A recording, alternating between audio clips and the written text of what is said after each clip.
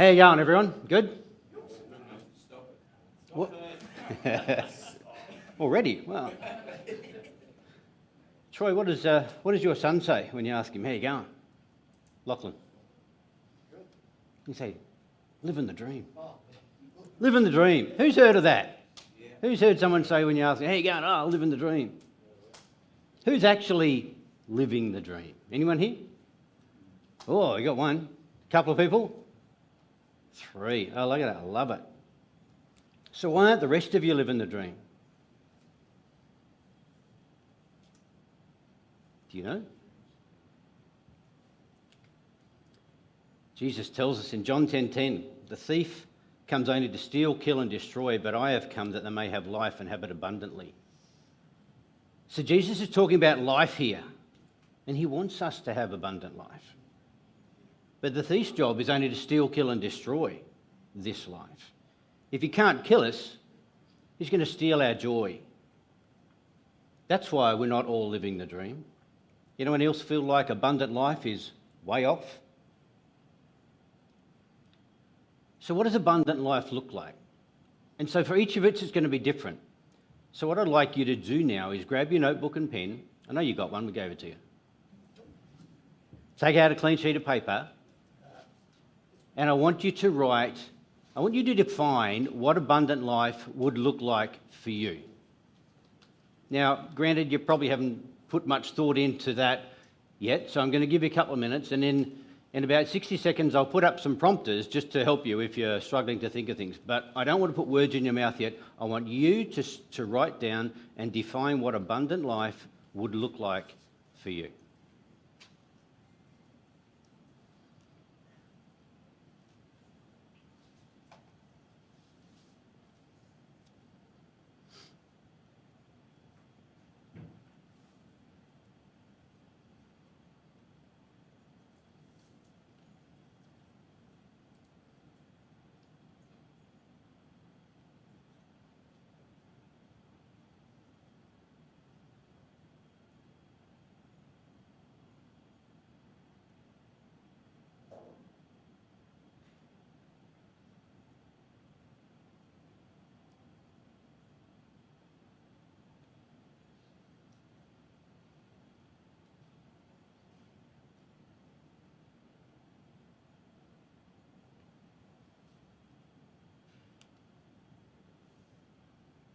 So there's some prompters on the screen. It's important to know that if you're not happy in what you are, what are you seeking? You really need to get some clarity around that. So I just want to get you started on defining what that might look like for you.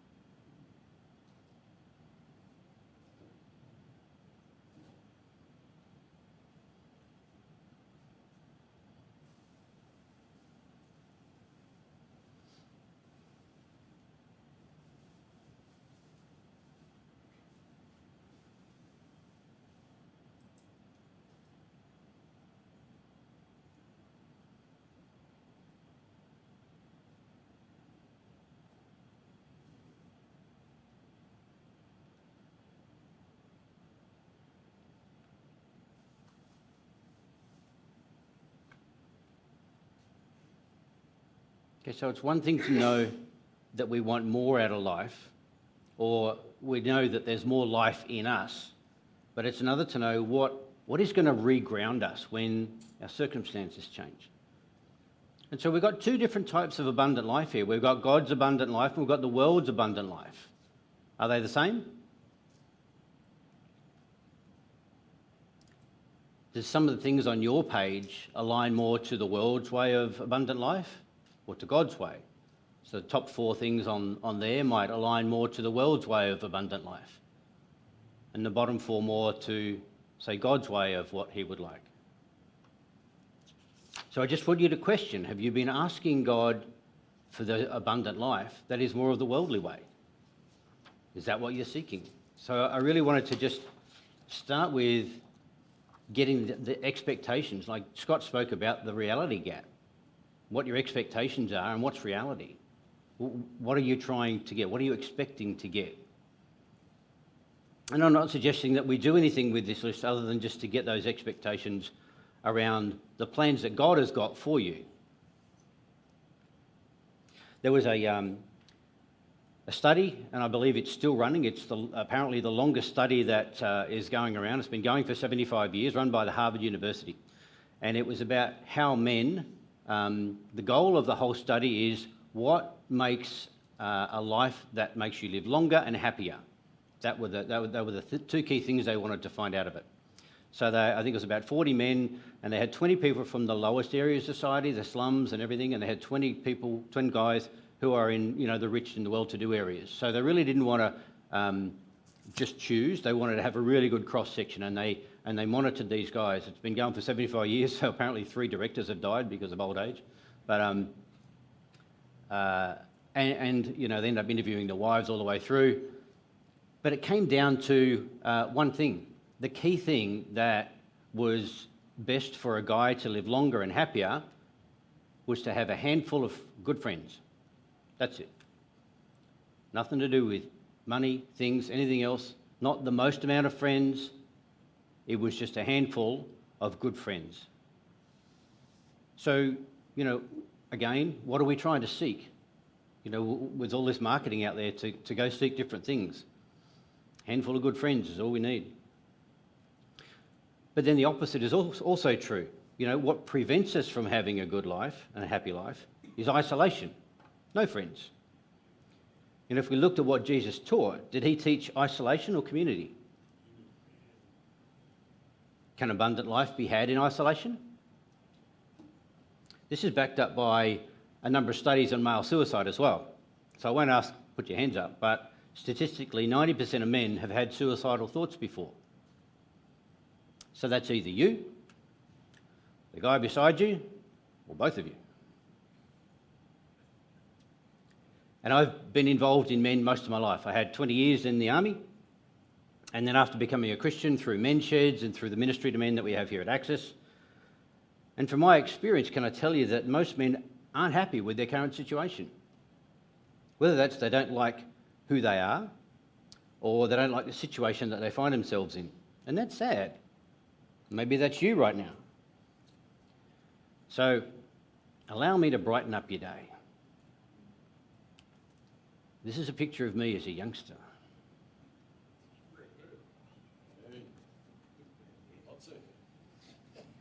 At one point, I had hair. And while I was living at home, I thought world was fine. I thought life was going really well.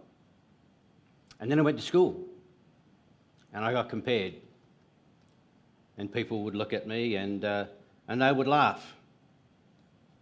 Here I was skinny, had glasses from the age of 5, freckles, had big buck teeth, the kind that you could eat an apple through a tennis racket that time. So I was compared because I was skinny, I had 4 eyes, I had freckles and buck teeth. And so I was a target for bullying. And so I never liked who I was. I desperately wanted to find friends who would accept me, but I wasn't confident in myself. All my school reports as a young child said, Paul is too reserved. Yeah, no kidding. So throw in there that I had a pedophile uncle and then when I told my parents about it, they didn't actually believe me. My first few years of the army weren't much better. At the age of 23, I started to go bald. So I had it all going on, eh? But you've got your story too, haven't you? And you know your story very well. But we learn to cope. Somehow we learn to cope. We all find a way of just getting on in life. So the best way of functioning for me was just to put my head down and work hard. When I could crack a joke, I would do that and take the focus off something else about me. Other people compared me to everyone else, and then I in turn compared me to everyone else. And every time I did this, I fell short. Every time. And those few times when I felt like I was better than someone else, well, that didn't feel good either, because I had empathy for that person as well. So how did I function? Well, I tried to be the person that I thought you wanted me to be. if you wanted I thought I wanted to be the person that you would judge less than this real guy.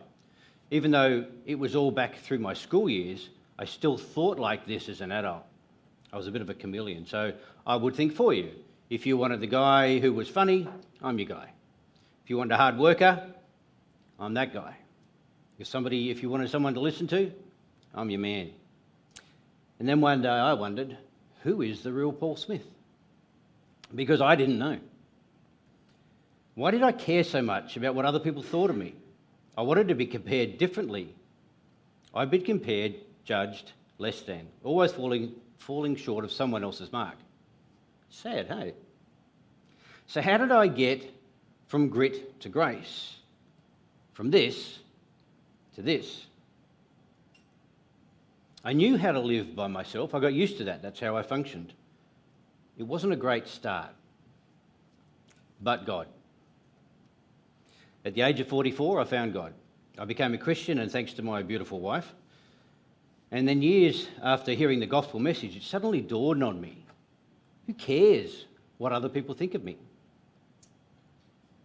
People have been comparing me to something that had zero significance in God's world. And then I heard this fantastic saying, what other people think about you is none of your business. So I actually don't want to know what all you guys think of me. I've learned that my validation doesn't come from anyone here. It comes from God alone. And can I tell you that when I had this realization, I was freed from the bondage of trying to measure up. Praise God, hey. I learned that God created me specifically like this. Warts and all. You know, he also created you the way you are too. But I so wanted to be different than how God created me. I didn't feel loved. I didn't feel special to God. Have you ever felt like that too? And I read in Psalm 139, you knitted me in my mother's womb, and I'm fearfully and wonderfully made. So when I found out that God created me like this, I had two options. I could rail against it, that plan that God had for me, because I didn't actually like what he created. By the way, living against what God's plan for you is really exhausting. Or I could do as Scott mentioned last night, I could accept it and learn to embrace it. But why would I embrace something that society ridicules? I mean, how could I? God's grace is so amazing. He showed me that what my strengths were because of the negative things that had happened to me. Because I was a hard worker, I got promoted faster than most people in the army. And then as I moved up through the ranks, well, people picked on me less, right? And so I began to enjoy life at a whole new level. Then, like the findings of the Harvard study, I found a few good friends. And I found that I was much happier in life. But the biggest aha moment for me, like when all things clicked into place for me, was when I found that my natural tendencies were normal. They were normal for me. I always thought that I was a product of my bad upbringing or an unlucky childhood, which made me function this way as a man, because I knew no other way.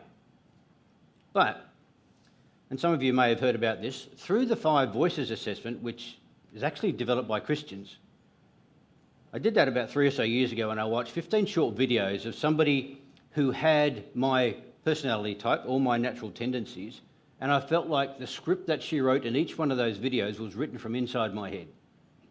Oh God, how do you know I think like that? And so today's not about promoting the 5 Voices, but it has been the one worldly thing that I've found that has given me a permission to embrace me, the me that God created. It described a part of me that deep inside I knew was true about me, but I never embraced it, especially as being a masterpiece that God created. I always thought the natural part of me is what people didn't like. And because of this is what others thought of me, well, that's then what I thought of me too. But this new description of me has given me permission to step into what I am naturally. And so that, with my knowledge of trying to do what Jesus modelled for us, has been seen such amazing results. results that not only because of my broken things in my background have I been able to reach certain people. If I look at all the things of my past and be sad about them, I could do that. But then they'd be wasted if I did that. But the things that have happened to me have helped me to help other men. So I'm not talking about oversharing, but specific parts of my life with specific people at a right time.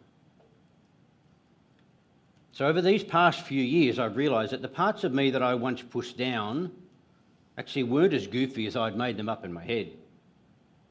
So I've learnt that abundant life isn't about striving to make the biggest sale, collect the most toys, get the best looking partner, or drive the coolest car.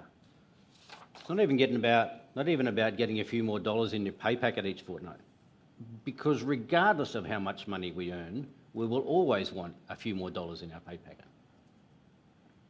And I say that because a guy who used to work for me was Frank Lowy's butler. Frank Lowy owns Westfield. He's Australia's richest man. And so he gave me insight on the way Frank Lowy thought. He's Australia's richest man, and he always wanted a bargain. He always was never happy with his current financial situation. So it doesn't matter how much money you have. Do you look at your life and do you see all negative things? Well, the things are worldly. Abundant life isn't about changing things. It's about changing you and your acceptance of you. Just let that sink in.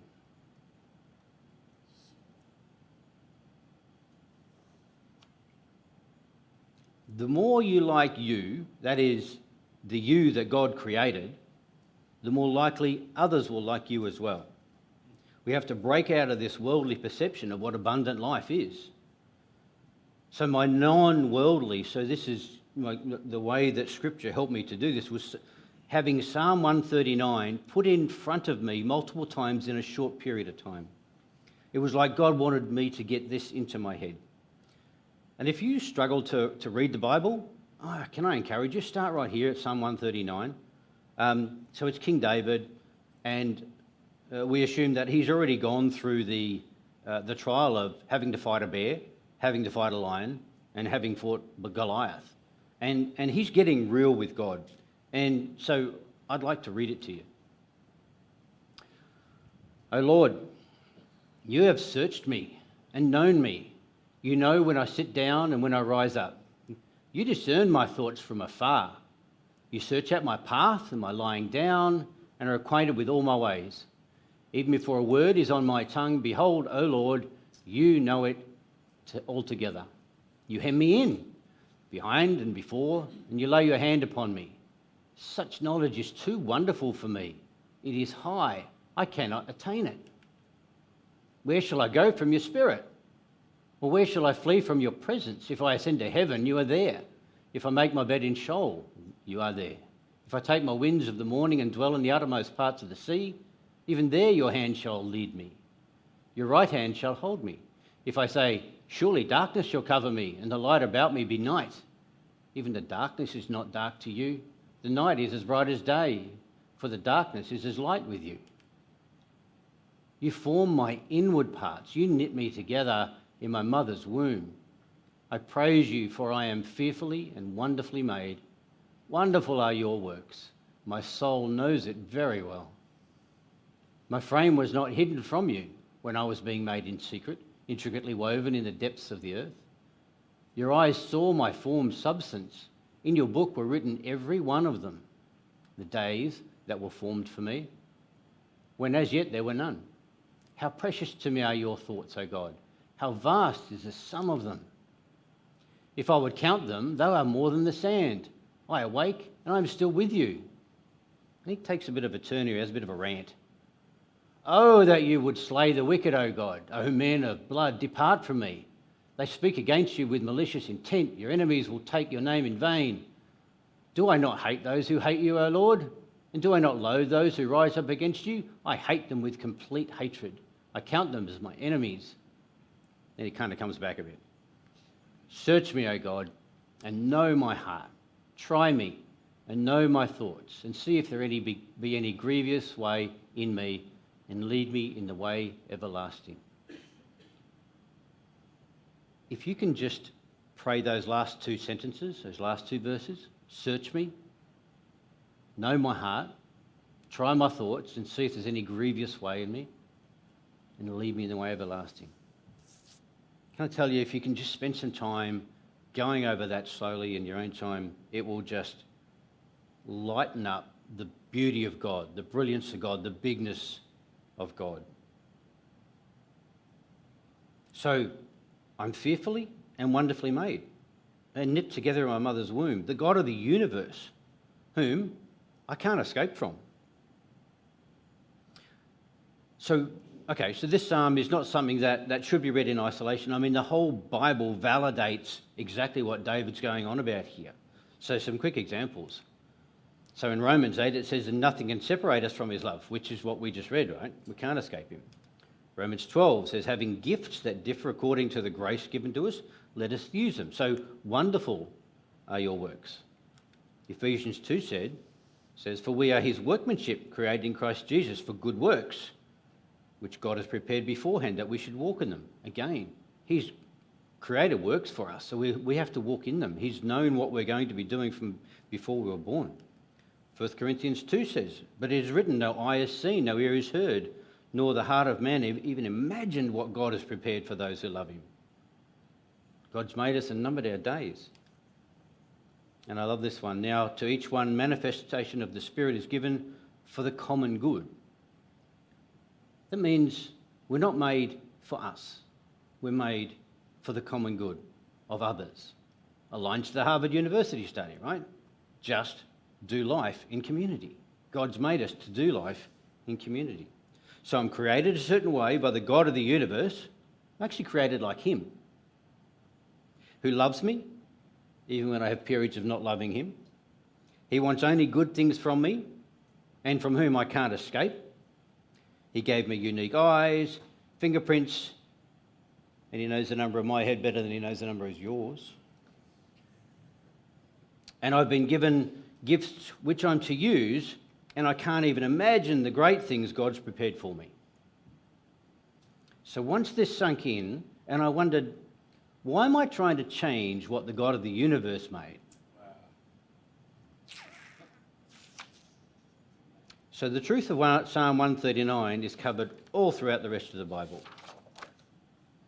In 1 John, Jesus told us that our goal is to love people because of our love for God. Because he first loved us. So while it's a new commandment that Jesus gave us, we don't love because we're told to. We love others because God first loved us. That's how we fulfill our role on earth. Okay then, so if I'm made exactly the way he wants me to be, how do I embrace this masterpiece? Especially if I still identify with that awkward little kid. So firstly, this one only came to me the other day, but it just spoke so much to me. In 1 Samuel, get this into your head. But the Lord said to Samuel, do not look at his appearance or on the height of his stature, because I have rejected him. For the Lord sees not as man sees. Man looks at the outward appearance, but God looks on the heart. So this is when he's talking about actually selecting David. I mean, his dad got all his other brothers in lined up, ready for one of them to be anointed king. Didn't even invite David to the party.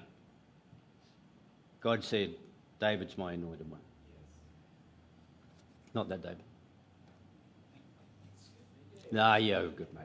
Just messing with you. So my personal experience, and also hearing the stories from other men, is that the purpose of this masterpiece is only found by being around other people, just as Jesus taught and the Harvard study confirmed. All the things that I see God creating before and the gifts I've been given are to do with interacting with other people. Through my brokenness and through my unique personality traits, God's already used me for his kingdom multiple times. In fact, I find that when I'm having periods of no other people interactions, that I slide back into not being fulfilled.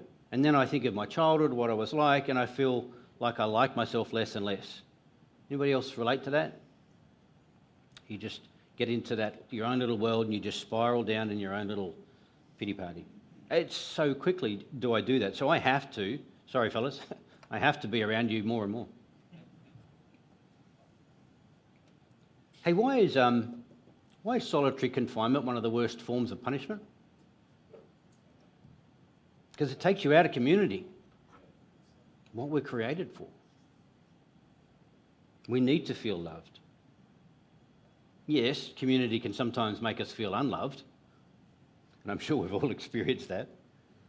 But embracing God's love changes us in part and how our part in community. So those people that are intent on living a life of isolation are actually punishing themselves. How sad. And so what's the number one way that the enemy steals your joy? To take you out of community. So how does this sit with you? You know, God made you exactly as he intended. Are you ready to embrace that? How do you start doing that? So it starts up here. We have to get it down into here. To get from here to here takes intellectual knowledge and then experience. Experience makes it in your heart. So don't hear things and then just shelve it, because it'll stay up here and you'll never get it where it needs to be. This entire message, that's what we're trying to do this entire message through this weekend, is that, so believe the God of the universe created something special in you. Are you going to tap into that? Or are you going to suppress it and put it under the carpet? Which reminded me of the parable of the talents, right? So Jesus told the parable of the talents, which we've each been given talents according to our ability. So God's created each of us all with this, God hasn't, created each of us with the same abilities. Clearly here he's given people some more ability than others. But according to this, the more ability God's given you, the more is expected of you. So again, worldly comparison doesn't apply. It can't work. All we're simply asked to do is to multiply our talents for his kingdom. And according to this parable, Jesus said that our job is to double whatever we've given us. Now, I don't know what double looks like for each one of you, but I do know that Jesus said putting it under a carpet or burying it until you get to God and then give it back to him is not what he's after. I want to hear, well done, good and faithful servant, not away with you. You matter to God. Each one of us matters to God. He loves us too much to leave us where we are, though. Just by being here, guys, you are already doing something to increase your abilities for God. And because of that, I'm sure you've got a hunch that there's more inside you than you're actually accessing. When you begin to get this and embrace the real you, loving God and loving others becomes so much easier. And the best part of this all, it's not hard for me to be me, the natural me. I'm the best person at it. But it's not hard for you to be you either. In fact, you don't even have to try to be you. You are you. And only you can be you. The only thing you have to do is not be drawn into what the world wants you to be. Then guess what? God not only created you the way he wanted, he also created the person next to you the way that he wanted as well, exactly the way he wanted. He's created every man in this room exactly the way he wanted. In fact, he's created every man on the planet exactly the way he wanted. The only difference between us all is how much of God's original design have we begun to embrace. I'm not sure about you, but when I see a physically handicapped person full of joy and delight, that just lights me up. And then I go, well, they're not comparing themselves to things, but they are full of joy and delight. So why am I so stuck up about what I think other people think of me? Remember, what other people think about you is none of your business. So let your light shine, right? It shines brightest when we love God and we love others. When we know what God created and that he only wants good things for us. But again, this is only realised when we're with other people. We can't love others if we're not around others, if we're isolating and not around other people.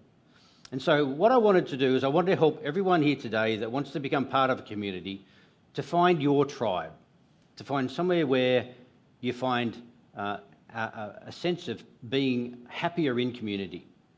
And so I'm going to walk us through everything from dipping your toe into the water to diving head first. And you choose where you see yourself fitting into all of that. And I know it's not a common thing in presentations like this, but I actually want you to get out your phone. Who's got this app on their phone? Can you put your hand up? It's a good percentage. Okay. Who hasn't got it on your phone? Okay. So what I would like to do, my goal is that I want to help those that don't have it get it set up today. And I want to walk through what it's like doing a reading plan with somebody else. So you can read the Bible. And there's probably some guys going, oh, I don't do the Bible on a phone. That's okay, I'm not replacing the Bible, right? But I'm adding to what you already have. So if you haven't got that, can I ask you to go to the App Store and you'll find it called YouVersion Bible. So YOU version. That then will give you access to any version of the Bible that you actually want.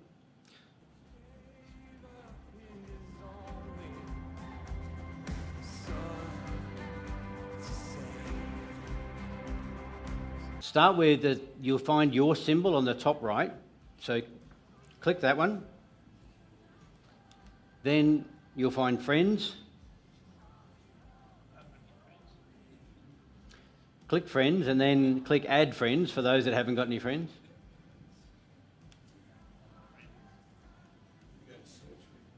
Well, then you can either search for people by name or it might give you a list of suggested people to connect with based on contacts in your phone.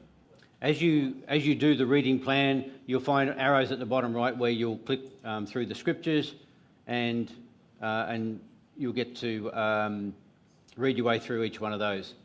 And then you'll come to a page that's headed Talk It Over. Now, if you do the plan by yourself, you won't get that page that says Talk It Over. But this is where community is. This is exactly like dipping your toe into doing community, right? Follow me here.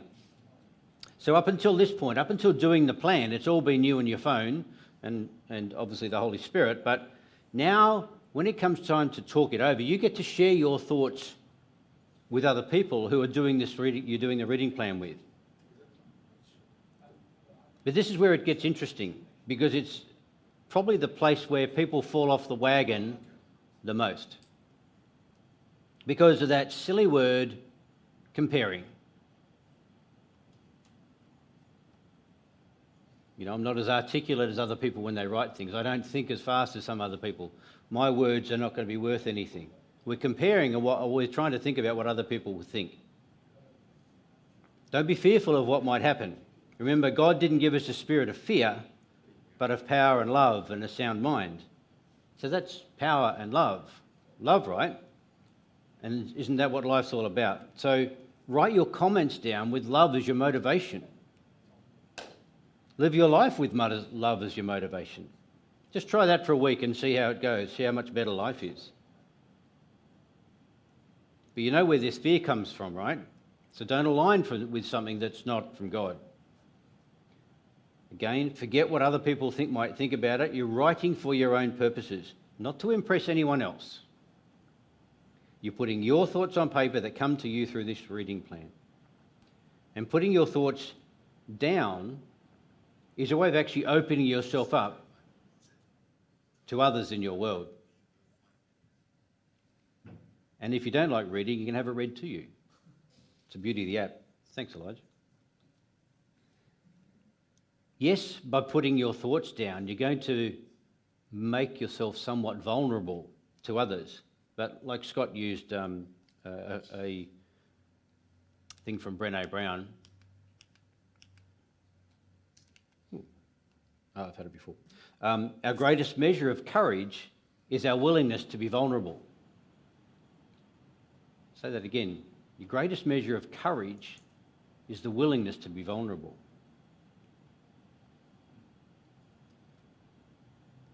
Jesus said, we are salt and light. So not being part of something doesn't allow you to love others or to shine your light. So I call this doing the devotions, right? Dipping your toe in, because you're revealing part of yourself, not physically in front of other people, and it can flow however you want, and there's no judgment to it. You might write how you've been challenged by what you've just read, or you might write some prayer in your comments. For some, it might be a little bit awkward at first, but stick with it. What you'll find is that while your thoughts aren't that different in what you actually read, getting the perspective of somebody else is really enlightening. And it's actually getting that other angle of how someone else has read it really opens up your thoughts into how Scripture can be read and interpreted. So when you're vulnerable enough to share your thoughts, that's called doing community. That's called friendships. If you find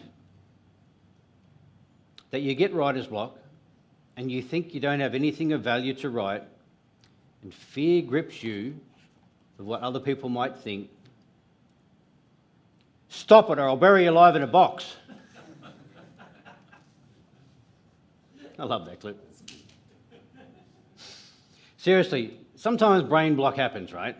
So if that happens, just sit, just pray, ask God to reveal something to you through what you've just read. Your gifts are to build up the kingdom, so don't hold back what God's revealing to you. Maybe simply write to him, thanking him for what you've just read. Remember, what other people think about you is none of your business. So right now, do day one of that plan. I'm going to give you time, read that plan, read the scriptures, and write a comment so your friends can see it. Do that. Myself, when we first introduced this to this church, I don't know, 7 or 8 years ago, I stepped into a fractal, and I have not been out of a fractal since. I've changed, and we've got different, you have multiple fractals, different guys, but again, it would be the thing that cemented my community with other men, doing life with other men, finding the friendship of other men to live a happier, longer life. This is where it's at. So 2 to 4 men is all it takes, no rules. So if the Bible app and the Wednesday night training room would be what's helped me grow in my knowledge of the Bible, fractals have helped me become more comfortable about revealing the struggles that I'm currently dealing with. And can I tell you, it's amazing to voice the struggles that I've had amongst other godly men, to have them speak truth into it. Cannot recommend that highly enough. That extra perspective has stopped me going down the rabbit hole that I would normally go through in the past. So this builds trust with each other, deepens friendship, because we're only going to reveal stuff about ourselves if we are confident that what we say is going to be held in trust within the group, right? But this is the next step of building those friendships that the Harvard University spoke of. And going beyond that would be to join a home group. So like a fractal, a home group is somewhat structured, but it can take many forms. But usually they're larger as to what goes on, but not like a formal structure, so it's not like this is what you must do, but they normally would have organised studies and things like that. They can meet up during the day or the evening, weekly or fortnightly. Again, this is where deep, lasting friendships are the result of being part of a home group. And I asked one of our home groups a couple of weeks ago, I said, why do you keep coming? Why do you come up every week without fail? And they said, it's not something we think about. Home group is part of life, and missing it is not an option, unless there's something seriously that we need to do. And I just thought, wow, I never really thought of a home group. I mean, it's at our place, so we're there anyway. But other people, to make it part of your life, man, I wouldn't be without our home group. We have the best one, don't we, Bill? You don't have to answer that. But how amazing when you get to the point, once you taste what true community is, being without it is not a preferred option. So if connection and friendships are something you'd like more of, hopefully one or all of these ways are speaking to you. If you know that a fractal or a home group is the next step for you, on the feedback forms that you got in your notebooks, just write fractal or home group Of course, you'll have to write your name in there. And I will actually be in contact with you and we'll make it happen for you. It's not a big deal at all. To finish up, I just want to mention some of the things that I've experienced. So if you missed out on hearing Lex unpack 1 Corinthians 13 about what love is and what love isn't at the last relationship blueprint, that's a bit of a shame, but we typically think 1 Corinthians 13 is something that we give to a young couple as they get married, which is a great idea, right? It's such a foundational thing. But I don't know if you're like me, but that's all I kind of use it for. Oh, young couples getting married, here you go, there's your verse. There's your chapter. But it's actually something we should all be embracing all the time. When you understand what love is, what love isn't, that's how you do life. If you begin your fractal home group, even, all of your life with this as your guide, you'll be amazed at the different level of contentment you've had. So let love be your guide in your interactions when you're connecting with others as you take this journey. So, okay. I just need to... Yep. So look, on the flip side of that, right? Community is great, but the one common thing that tends to bring community undone, and I'm going to be speaking to people here that are probably going to feel something here, but it's someone who has strong convictions, strong opinions, and they don't respect the opinions of others. And if you know you're opinionated, please learn what it's like to be on the other side of you. Be open to hearing about blind spots. You'll like yourself better when you embrace humility. That would be the one thing that breaks groups up that I've seen. Also, another reason that community falls down is due to apathy, or shall we say our enemy. He'll take us out. He'll try and stop us. You might look at as apathy, but the fact that you're here during this camp means that your relationship with God means something greater than what the enemy is trying to take you away from. You may have had struggles to get here, so congratulations for getting this part. Remember, it's the enemy who wants to kill, steal and destroy. And he will do whatever he can to make this new connection of yours not work. Will you fall for his bait? And as I did that, I wanted to remind you, there's things like the book, The Bait of Satan. There's a study we're doing in our group at the moment that says, don't give the enemy a seat at your table. There's the screw tape letters. There's all these things you can learn about how the enemy's tactics are used throughout our daily lives, and you just need to be aware of them. Actually, Bible reading plans on that topic as well. So I get that you've functioned in a certain way for many years, and to change the ways and move closer to God will probably be met with some resistance. But I just want you to recognise where this resistance is coming from. And I want to give you a real example of resistance, right? So my last 2 weeks, so I'm talking about the most recent 2 weeks, it has been like the most busiest period of my life that I can remember. I started a new job in July, which it was like I had to learn a whole new language. So it was a huge, steep learning curve. And in this last 2 weeks, I've been asked to lead a tender response that I'd never led a tender, I'd never even done a tender before within this organisation. I had to brief a review board on something that I've never done that before, and it was due yesterday. And then all these things got heaped on me. It was almost like, and then my mum nearly died with a heart attack. It was almost like there's too many things going on. There's no way I can function and do this in my own strength. It was almost like you've just dumped all of this stuff. I'm not even going to try and do this, God. You do it. And I've had peace the whole time during these last 2 weeks. That peace has been through, and so all this stuff that I just recognise, the enemy's trying to take away my joy. He's trying to make me feel so anxious about coming to Man Camp, in addition to preparing this talk, amongst other things. But I said, he's not going to steal my joy. And I just had to recognise where all this was coming from. And so the deadline, actually, because somebody else for the tender that was due yesterday, someone else who's also responding from another company said, can we have an extension, please? And the extension's been granted. So now I've got extra time. But if I'd focused on what it was at the initial, the what ifs and everything, I could have got myself so easily into anxiety. Little things like yesterday, I dropped my wife off at the airport. So she was going to Canberra for the weekend. So we parked at the airport, opened the back up, take a suitcase out. Then I feel my car jump back at me. Someone had backed in to the front of my car as they were trying to reverse out to take off. And this elderly couple gets out, and the lady was driving. She looked at me thinking, oh, what am I going to do? You know, am I going to tear a new one or whatever it was? But anyway, I bought this car a few months back, and it had a nudge bar in it, and I didn't want the nudge bar. He said, well, I can take it out, but you'll be left with 2 holes in your grille. And I thought, oh, we'll leave it on there. So all the damage was a little buff on the nudge bar. And, so it was for me to bless that lady and say, look, nothing's happened, don't worry about it, just go on, enjoy your day, have a blessed day. And she was just so thankful. But I could have gone the other way, right? And then the kicker. There was something about this message, fellas. For me, it was what was laid on my heart to do. I don't know what it's doing to you. Last night, while we were here, someone broke into my home and went through all my stuff.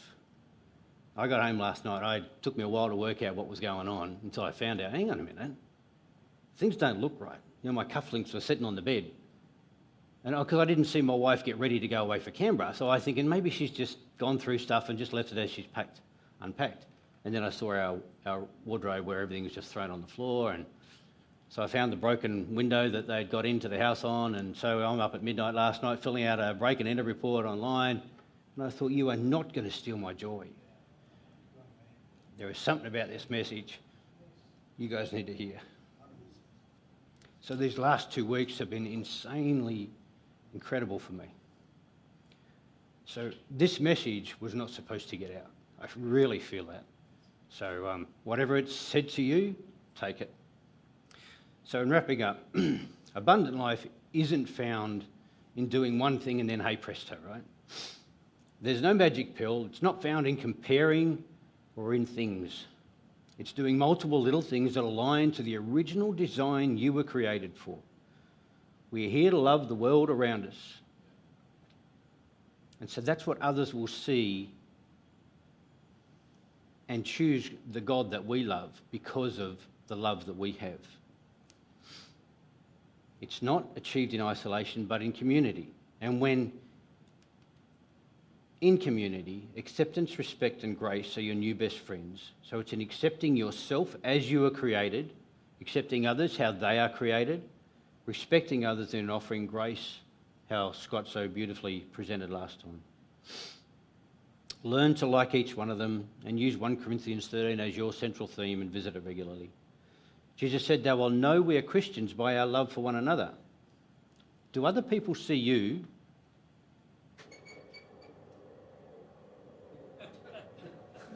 See? Wasn't meant to come, right?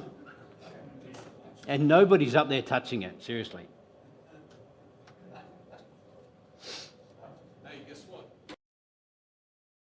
Love for one another. Do other people see you and the God that you represent? Is that how you love other people? Enough that other people see the God that you represent? So embrace this weekend and all it has to offer. Seek to change you, and it will change your life. Thanks, folks. Solid, man.